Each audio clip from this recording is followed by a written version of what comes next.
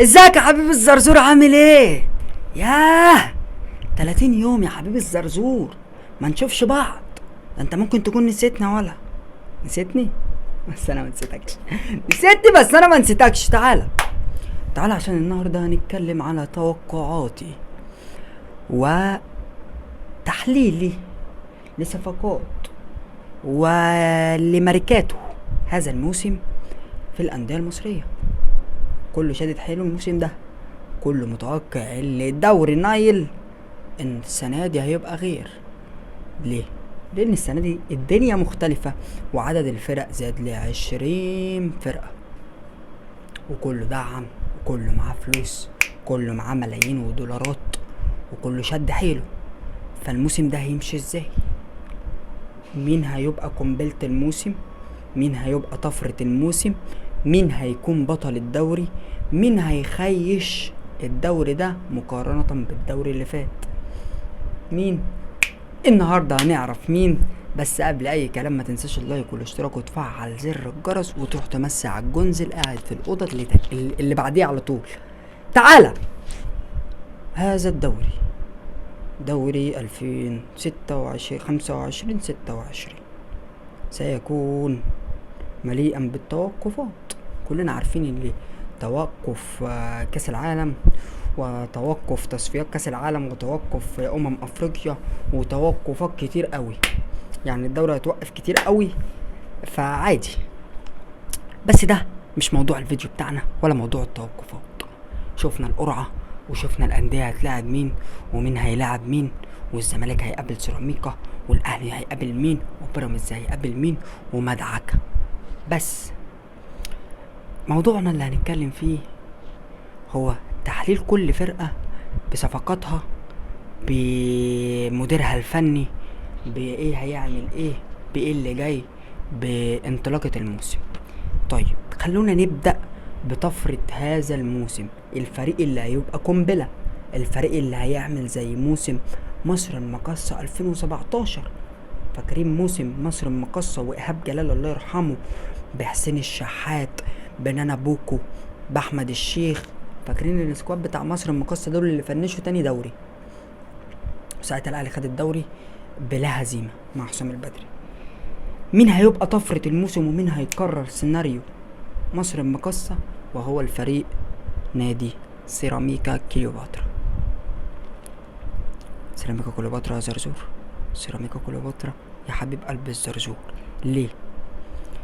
مديرهم الفني علي ماهر، وده اللي بفضل اقوله كل ما تيجي سيرة علي ماهر، هو افضل مدرب مصري اخر 5 سنين.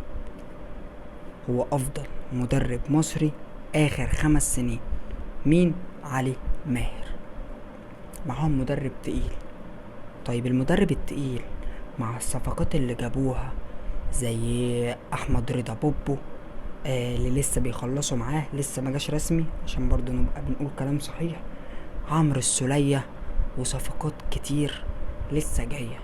بس ماليش دعوة بالصفقات، انا ليا دعوة بالمدرب. المدرب يا جدعان، لو في صفقات من غير مدرب في الكرة المصرية هتلاقي بيلعب الصفقات اهم من المدرب. يعني انا لو دربت الاهلي احط الخطة ينزلوا يلعبوا. انا بقى ماشي بمقترح اسمه ايه، رضا عبد العال. رضا عبد العال قال لك انا ممكن احط 11 لاعب ينزلوا وابقى مدرب عالمي، ودي حقيقة فعلا. وده الحقيقة فعلا في الكرة المصرية. ليه؟ لان عندنا مفيش مدربين، والمدربين لو في مدربين اللعيبة ما بتستوعبش الكلام اللي هيقوله المدرب، فمفيش تنفيذ لأي كلمة بيقولها مدير فني. ولكن علي ماهر بيقدر يفرض شخصيته ورأيه وهيمنته على اللعيبة. فأتوقع موسم مصر المقاصة هذا الموسم هيفنش في التوب 3. كده مش هياخد الدوري معروفة، لا هيفنش تالت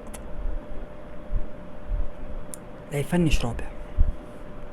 موسم سيراميكا كليوباترا هذا الموسم لا تالت يا رابع، بس خلينا نضعه في المركز الرابع.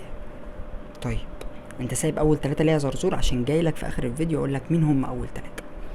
طيب في المركز الرابع سيراميكا كليوباترا. طب مين يا حبيب قلب الزرزور تاني فرقة بالنسبة للماركات اللي اتعملوا والانتقالات واللعيبة هيبقى في المركز الخامس؟ هقولك انا محتار ما بين اتنين بس قررت اني على حسب توقعاتي في المركز الخامس النادي المصري البورسعيدي. طب انت احترت ما بين الخامس واخترت مصر المصري، طب السادس مين اللي هيبقى منافسة مشتعلة ما بين الخامس والسادس؟ مع نادي زد. نادي زد يا حبيب قلب الزرزور اللي كان في مجموعة الهبوط الموسم اللي فات، بقولك نادي زد السنة دي مدعم، ولكن نادي زد بيبدأ حلو بيقع في النص بسبب تغيير المدير الفني، متعرفش بيحصل ايه في زد. بيبدأ حلو بس ما بيكملش. نادي زد فرقة محترمة، فرقة ادارتها مستقرة الى حد ما، وبتعرف تجيب لعيبة كويسة وبتصرف على الفرقة، ونادي فيه فلوس، فهتبقى المنافسة معاه مشتعلة مع نادي المصري. هما الاتنين على المركز الخامس والسادس، يليهم في المركز السابع نادي البنك الاهلي. نادي البنك الاهلي يا حبيب قلب الزرزور شوفنا الموسم اللي فات موسم قنبلة من نادي البنك الاهلي، ولكن انا مش متابعتهمش او مدعمين السنة دي، بس باعوا لعيبة وقفشوا فلوس. ولكن سيظل الاستقرار هو العامل الرئيسي في كل نادي. لو استقريت على مدير فني محترم كمل معاك الموسم ايا كانت النتيجة هتلاقي فيه نتيجة. يبقى زي ما قلنا في المركز الرابع سيراميكا، في المركز الخامس المصري، في المركز السادس زد، في المركز السابع البنك الاهلي، في المركز الثامن انا نسيت والله العظيم نسيت الاهلي في الثامن. وهيكون طفرة هذا الموسم في الدوري المصري بسبب ان هم صعدوا اكثر من 10 ناشئين، ودي اول مرة تحصل في الدوري المصري. تم تصعيد 10 ناشئين من تحت، محدش يعرف عنهم حاجة، نتفرج عليهم، مفيش واسطة، مفيش استثمار. انا واثق ان نادي انبي بيبقى عنده كواليتي ناشئين محترم. في المركز الثامن هو هيكون نادي انبي، وهنشوف لعيبة محترمة من ال10 اللي طلعوا وهيتكلموا في ارقام. وكذا مرة اقول قطاع الناشئين يا جدعان، عمر الكرة يا جدعان ما هتنضف في مصر طول ما مفيش قطاع ناشئين، وطول ما الواسطة دايرة. في المركز التاسع هيكون نادي الاتحاد السكندري، واتمنى يخلف توقعاتي. اتمنى نادي الاتحاد يقول لي انا مش في التاسع، انا في التوب 5. في المركز التاسع هيكون نادي الاتحاد السكندري. ما دعمش، مفيش عارف ليه نادي الاتحاد فيه اهمال كده، ولكن الله المعين جمهوره وراه. في المركز العاشر نادي طلائع الجيش المستقر من موسم 2010. نادي طلائع الجيش لا بيبيع ولا بيشتري، بيصعد بس، وبيصعد ناس كويسة زي شيكا اللي حاليا بيلعب في فيوتشر، ده كان من قطاع الناشئين وكان معايا في الناشئين ساعتها لما كنت بلعب في طلائع الجيش. كان هو اكبر مني وكنت بتفرج عليه تحت في الناشئين، وما يعرفنيش يعني، بس انا كنت عارف. في المركز العاشر قلنا طلائع الجيش. طيب انت ابتديت من الرابع لحد العاشر يا حبيب الزرزور، مين هيكون التالت ومين هيكون التاني ومين هيكون الاول؟ وهنا اختلفت الاراء. ليه؟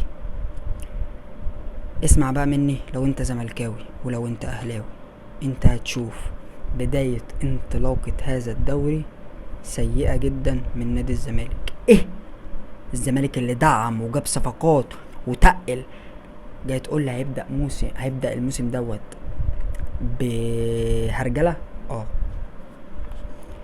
بص يا حبيب الزرزور، الزمالك دعم على عيننا وعلى راسنا، وانا فرحان ان الزمالك دعم وفيه منافسة، بس الزمالك دعم تشكيلة كاملة، اي نعم مش كاملة، فيهم 3 زي عمر جابر لسه موجود، زي صبحي، زي ولا انا حسام عبد المجيد زي عبد الله السعيد، في لسه ناس تقيله، ولكن دعم يعتبر 70% من التشكيل الاساسي، وده هيعوز انسجام. طب الانسجام ده هيجي ازاي؟ بقلة الماتشات الودية اللي خدها الزمالك، والماتشات الودية اللي لعبها الزمالك كانت بنتيجة سيئة، ولسه خسران 3-1 من بروكسي، وده طبيعي جدا.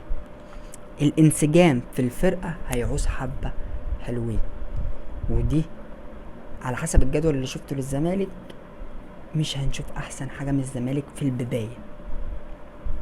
اول جولتين ممكن يدب فيها تعادل او هزيمة ويكسب جولة،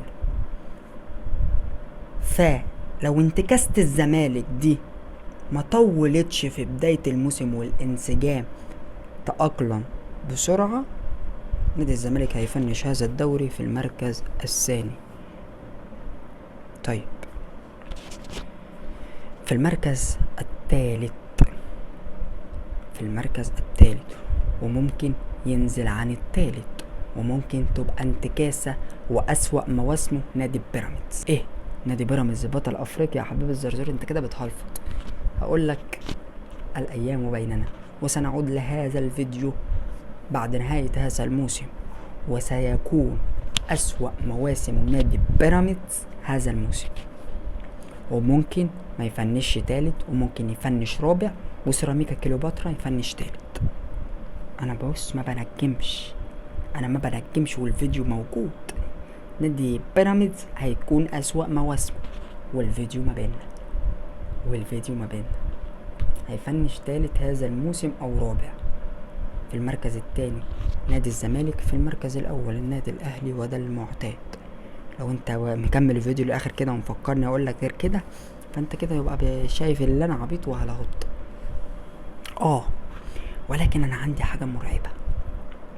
الاسكواد الذي يكون مليئا بالنجوم لا أبشر به خيرا.